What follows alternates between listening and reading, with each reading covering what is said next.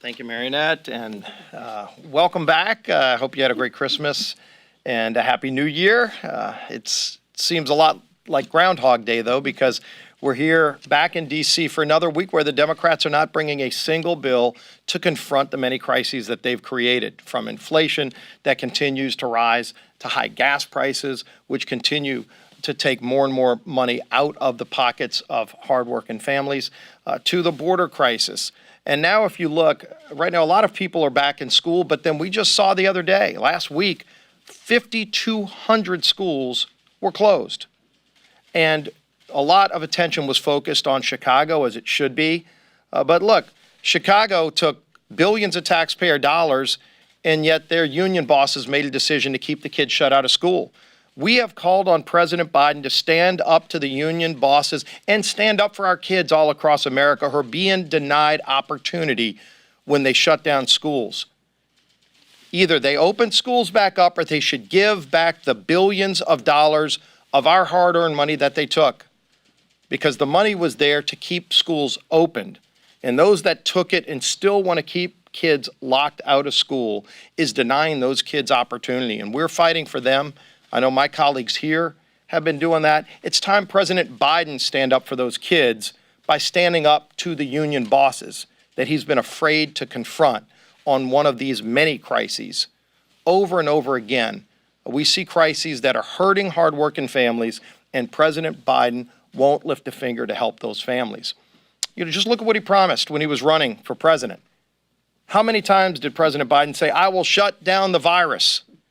And today we're worse off than when he took the oath of office. And he walked in inheriting 3 different vaccines that President Trump's Operation Warp Speed created for him. There were antibodies. There were other therapies.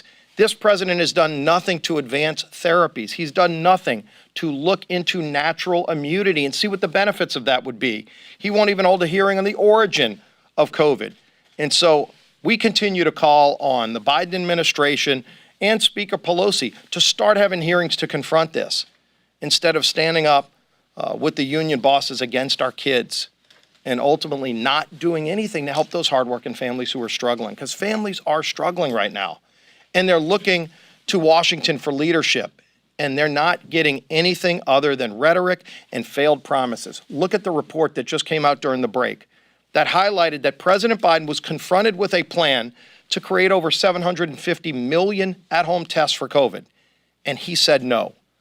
I think it's important that we ask, who else was involved in that decision? Was CDC involved in the decision to say no to tests that now are needed? People are waiting in line hours and hours to get testing, and President Biden had an opportunity back in October to allow for testing at home for people from COVID, and he said no. Which of his health officials were involved in that decision? And why did he say no when he campaigned promising that he would shut down the virus? When a lot of my Democrat colleagues a year ago were criticizing the lack of testing, and today you can hear crickets chirping with the silence from them because they won't stand up to this president who has failed on so many fronts. So we're going to continue to try to address these crises. It's time Speaker Pelosi stand up and try to address these crises too. It's time President Biden stand up and start addressing these crises as well, because they failed the American people and it's causing pain all throughout the country.